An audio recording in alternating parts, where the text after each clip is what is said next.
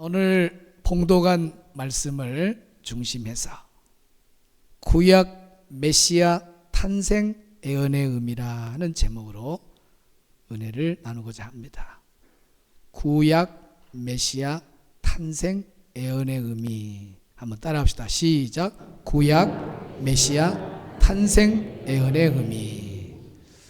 구약의 메시아, 우리의 구원자 예수님에 대해서 탄생할 것을 메시아 탄생, 구원자 탄생, 그 예수님이 오실 것을 벌써 오래전부터 예언해 놨다.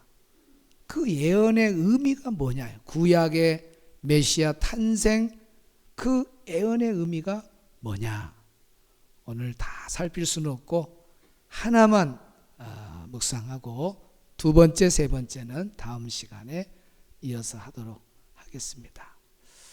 첫 번째, 구약 메시아 탄생 예언의 의미 첫 번째는 보라, 처녀가 잉태하여 아들을 낳을 것이요 라는 말씀입니다. 보라, 처녀가 잉태하여 아들을 낳을 것이다. 자, 오늘 7장 14절 이사야 7장 14절 큰 소리로 읽어봅니다. 시작. 그러므로 주께서 친히 징표를 너희에게 주실 것이라. 보라, 처녀가 잉태하여 아들을 낳을 것이요 그의 이름을 임마누엘이라 하리라. 아멘. 보라, 처녀가 잉태하여 아들을 낳을 것이요 그 이름을 임마누엘이라 하리라.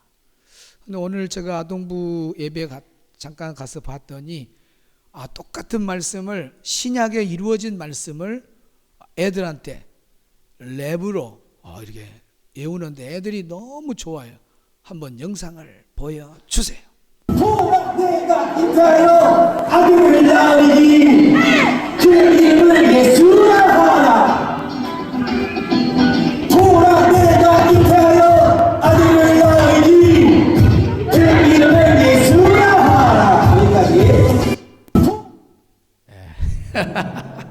애들은 수준에 만든 거예요. 애들이 아주 좋아한 것 같아요. 제가 배 목사님만큼은 못해도 저도 흉 한번 내볼까요? 보라, 어떻게 하지? 보라, 처녀가 잉태하여 아들을 낳을 것이요 그 이름을 임마누엘이라 하라. 예예. 보라, 처녀가 잉태하여 아들을 낳을 것이요 그 이름을 임마누엘이라 하라. 예예. 좀 애들이 색다르니까 너무 좋아하는 거야. 그래서 애들 이런 식으로 하면은 정말 잘 성경을 외우겠다. 숙제를 내더라고요. 막 가족끼리 해가지고 올려주고 그러면 도전자들 딱 전부 다 해서 상을 줄란가 봐요. 그러니까 여러분도 주일 학생이 있는 아이 그 가정에 내부로 우리 성경해요 아빠 엄마 그러면 따라서 막 이렇게 해서 영상 찍어갖고 이제 보내면은 좋은 뭐 어떤 일이 있을 것 같아요. 어쨌든 오늘 말씀의 핵심 단어는 처녀라는 단어예요. 처녀가 잉태하여 아들을 낳을 것이다. 예수님이 어떻게 오느냐? 처녀의 몸으로 온다. 또 아들을 낳는다. 그 이름을 임마누엘이라 하라. 모든 것을 예수님 오시기 전에 수백 년 전에, 아니 수천 년 전에 창세기 3장에서 죄짓고 바로 메시아 탄생을 예언하는 걸 보면은 수천 년 전이죠. 그런데 그 수천 년 전, 수백 년 전의 말씀이 그대로 이루어져요. 그날이 바로 성탄절이에요. 그래서 이렇게 예언이 이루어졌는데 왜 구약에 그렇게 메시아 탄생의 예언을 미리 하셨을까? 여러분, 처녀가 잉태하여 아들을 낳는다고 하는 그 예언적인 의미 첫째는 예수님은 죄가 없이 오신다는 걸 이미 이 예언 속에 다 보여주고 있는 거예요. 예수님은 죄 없이 오실 거다. 죄가 없는 분이 오신다는 거죠. 그래서 이 처녀라고 하는 알마라고 한 단어는 엘렘이라고 하는 그 어린 소녀, 그 아이들의 이름에서 유래된 말이 처녀예요. 그러니까 동정녀 마리아, 남자를 가까이 하지 아니한, 요셉이 있었지만은 요셉하고 전혀 관계하지 않는 그런 처녀, 깨끗한 그 처녀의 몸만 하나님이 빌린 거예요. 그렇게 해서 예수님이 이 땅에 오신 거죠. 기독교 교리의 핵심, 성경 안에 강하게 주장하는 핵심이 뭔 줄 아세요? 예수님은 죄가 없으시다 하는 거예요. 예수님 죄가 없다고 하는 거예요. 여러분, 예수님 죄가 없는 걸 믿으시길 바랍니다. 그분이 이 땅에 오신 거예요.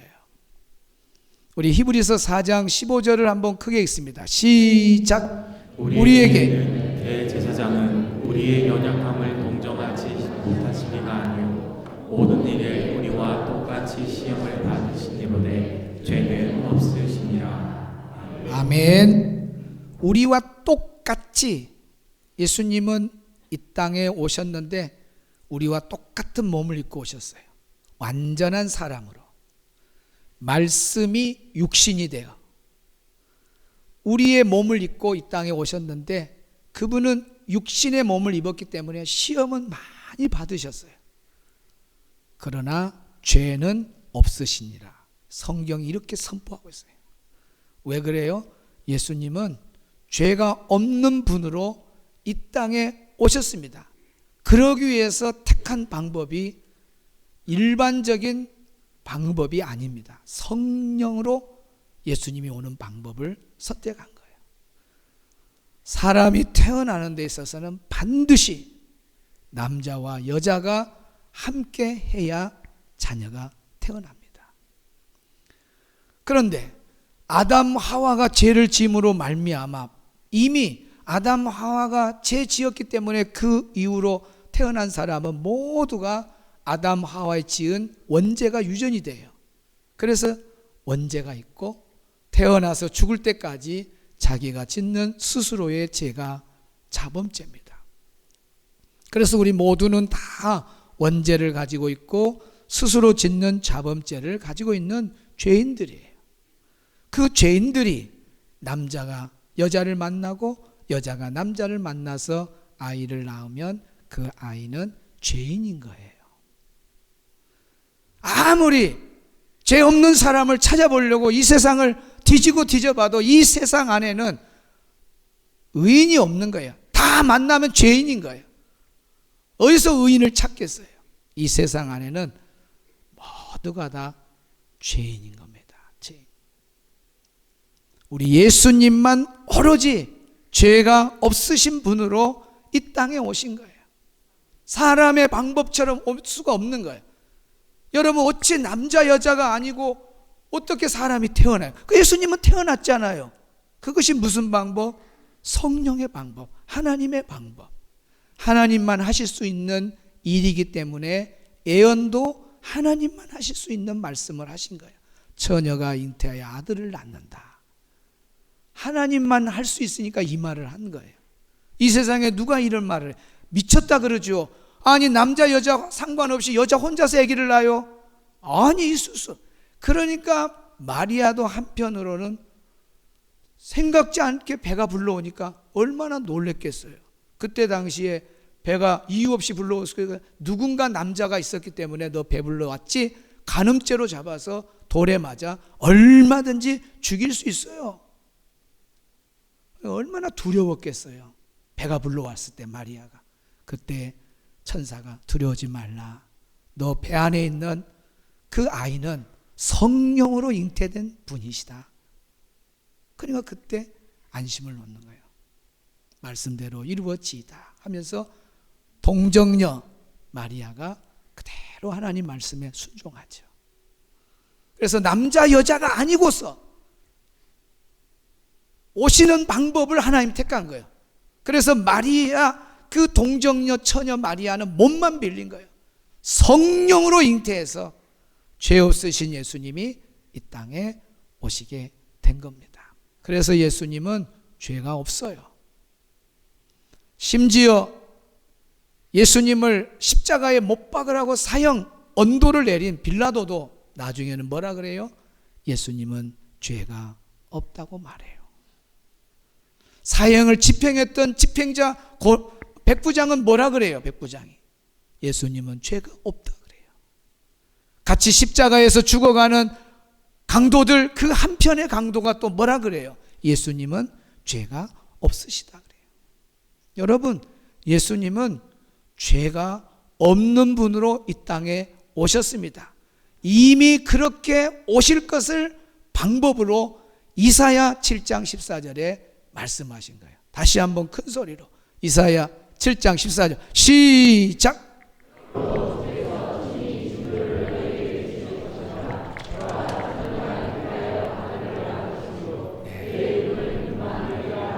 보라 처녀가 잉태하여 아들을 낳는다라고 하는 이 말은 예수님은 죄가 없이 오신다는 것을 미리 너희의 구원자로 오시는 그 예수님은 죄가 없는 분으로 오신다는 걸 보여주고 있는 거예요. 자, 왜 예수님은 죄가 없으셔야 되냐? 죄가 없으시어야 하느냐? 딱 두 가지입니다. 예수님은 왜 죄가 없어야 되냐? 하나님의 의입니다. 하나님의 의입니다. 하나는 구속사의 완성입니다. 구속사의 완성.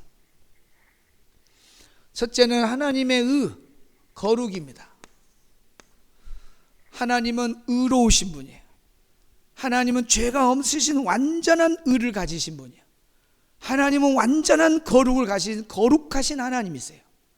그 거룩하신 하나님이 우리 사람을 구하기 위해서 예수님을 보내주셨어요.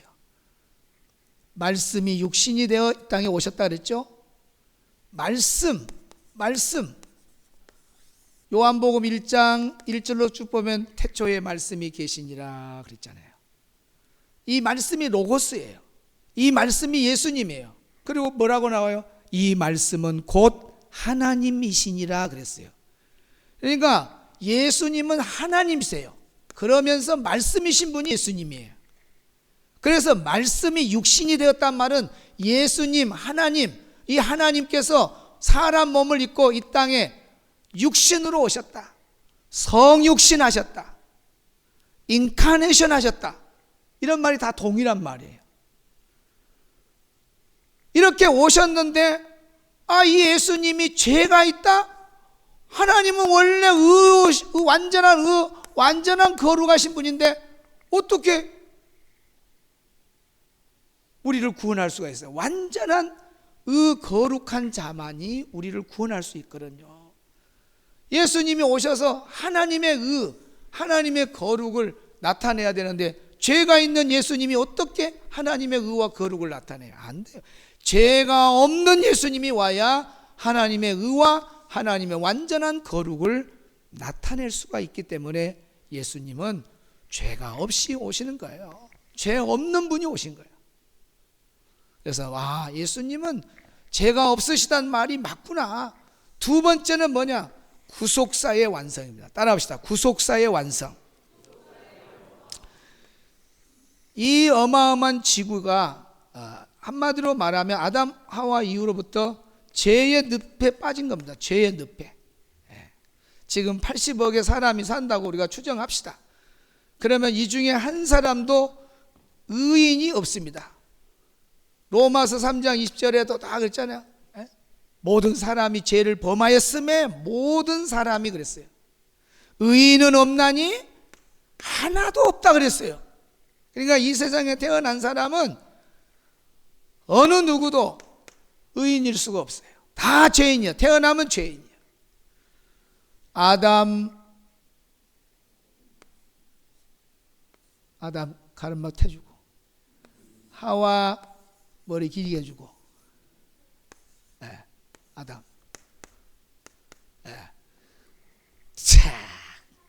하여튼 그래도 볼만하네요. 에덴 동산에 아담 하와가 이렇게 죄를 지었어요. 선악과를 따고 죄를 지었잖아요. 그래서 그 뒤로 태어난 모든 사람은 다 태어나면 죄인. 응행하면 죄인이요.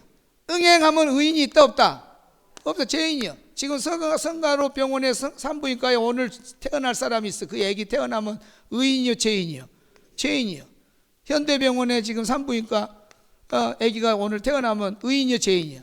죄인이요 죄인. 다 태어나면 죄인이요. 의인인 사람이 아무도 없어. 다 죄를 갖고 나오는 거예요. 애기 딱 태어나가지고 좀 있으면 이제 사람 눈 맞추고 올 때 까꾸 그러면 웃어줘요. 잘 모르겠죠?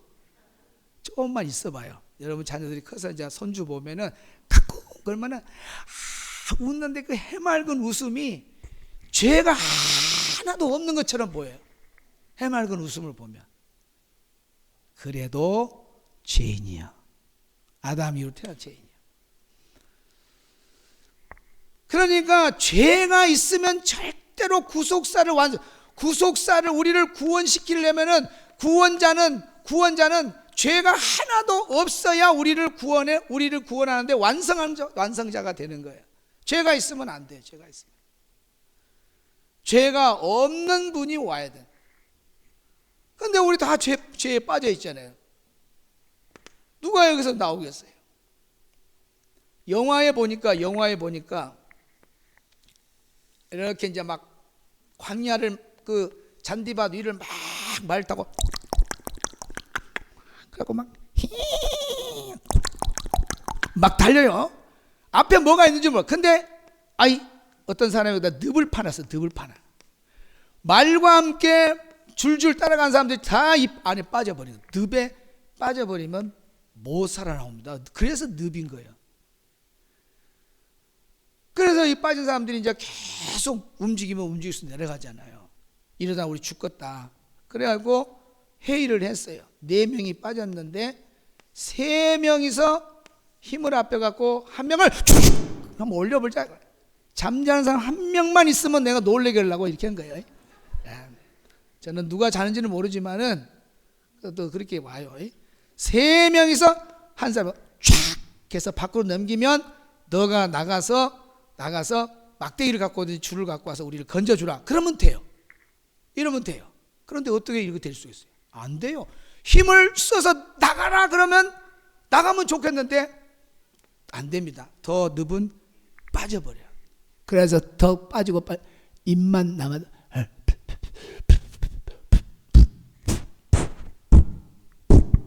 이렇게 들어가는 거예요. 이런 상황이에요. 봐보세요. 자, 여기서 누가 여기서 죄에 빠진 사람들이 모여갖고 우리 한번 힘써보자. 되겠어요? 여기에 힘써가지고 될 일이 아니에요. 우리가 힘을 써서 천국 갈 일이 없어요. 힘쓴다고 돼. 힘쓴 것만큼 내려가요. 선한 일로 힘을 써본다. 천국 천만의 말씀. 죄를 안 지려고 금욕주의로 빠져갖고 그런데 천국 갈까? 아니에요. 힘으로도 못 가고 능으로도 못 가. 어떤 것도 못 가요. 얼굴 예뻐도 못 가고 마음 착해도 못 가고. 자, 인도는 그냥 갔다 온 사람들 이야기 들어보면 그 고행거리에 가보면 죄를 안 지어야 천국 간다 그래가지고 아예 나무 토막 한 30m짜리 20m짜리 세상에 안 내려오려고 잘라가지고 이 원통 위에 살아요. 사람이 원통 위에 살아요. 밥 먹을 때는 가족이 긴 막대기를 갖고 와서 올려줘요. 그거 먹고 배설물도 여기다 하고. 집을 안 가요. 1년, 2년, 3년 집을 안 가요. 바람 불고 비 오면 다 여기서 맞아야 돼요. 그러니까 한 4년 되고 3년 된 고행자들 찾아보면 머리카락에 여기 머리가 자라 있어. 저 풀이 자랐어. 머리에 풀이 자랐어요. 그러면 이 사람 천국 가겠네? 아니야. 죄 문제를 해결해야 천국 가는데 어떤 노력으로도 안 된 거예요. 아이고, 당신 어떻게 해봐라. 어떤 노력으로도 못해. 성경의 죄 문제는 죄는 피 흘림이 없으면 죄 사함을 받는다 못 받는다?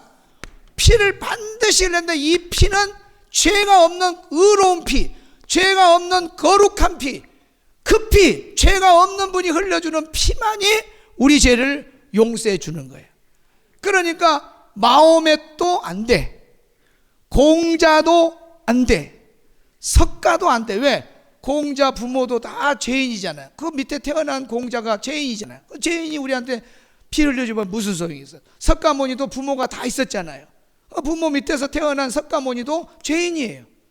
이 늪에 빠진 사람은 어느 누구도 구원자가 못 됩니다. 못 돼. 제3의 힘, 나간다. 여기 영화에 이 사람이 정말 영화를 재밌게 하려고 이제 나가면 원래 못 나와요. 근데 영화를 재밌게 하려고 나옵니다. 나와갖고 한번 할 수도 있어요. 그러나 어떤 영화는 또 재밌게 하려고 아예 던진 것만큼 힘이 있어 빠져버려.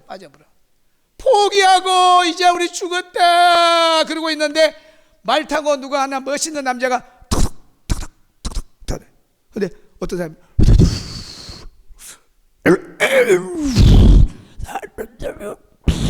막 이러고 있어요. 이야, 저 사람이 빠졌구나.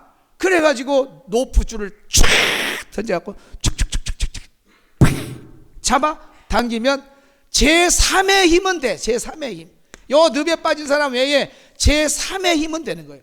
그러면 이 지구가 80억이 다 빠져 있는데 제3의 힘이 어디가 있어요? 없어요. 오직 하나님이 제3의 힘이야. 하나님이 인류를 불쌍히 여겨서 모든 사람이 죄로 말미암아 지옥에 떨어지니까 안 되겠다. 예수님을 보내주신 거예요. 예수님 죄 없으신 누구를 보냈다고요? 예수님을 보내주셨어요. 그래서 예수님이 죄 없는 분으로 오셔서 인류에 의해서 십자가에 예수님이 못 박혀 죽으신 거예요.